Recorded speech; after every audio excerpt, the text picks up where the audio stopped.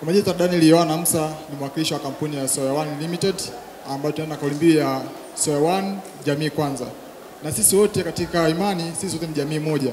Kwa hiyo nipo hapa kuwakilisha ahadi ya Mheshimiwa Chacha Soya, mkurugenzi wa Soya One Limited, ambaye amesema atamuunga mteule wa rais mifuko 50 ya saruji.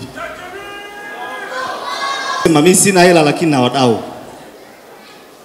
Sina hela lakini na wadau. Hakuna jambo litashindikana. Lazima yaende. Na kama tunasema kwa muhimu wa hili jambo ni swala la ibada. Na wakati mwingine ni sadaka hii tunayotoa.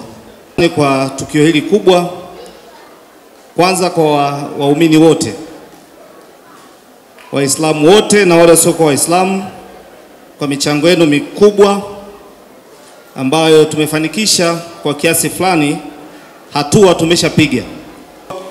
Lakini washukuru wadau wengine kama Mwanzo Mpya Foundation ambao pia mmeweza kutuunga hapa. Nimshukuru ndugu Soya kwa namna ambavyo amejitoa.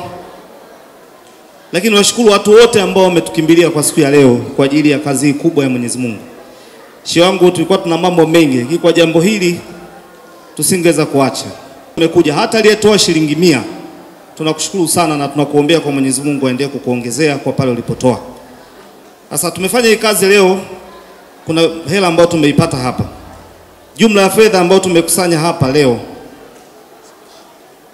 cash tumepata milioni 6,410,250. Kwa kweli tunawashukuru sana. Lakini bado kuna simenti ambazo zimetolewa hapo. Simenti bado zinaendelea kujumlishwa. Lakini kwa idadi hiyo tunawashukuru sana wote ambao wameguswa, lakini wameona umuhimu wa jambo hili.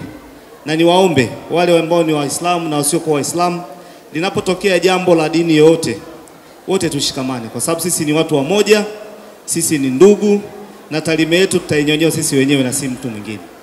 Katibu, nikushukuru sana kwa kutenga muda wako. Umeonyesha kwamba chama hiki ni chama cha wananchi.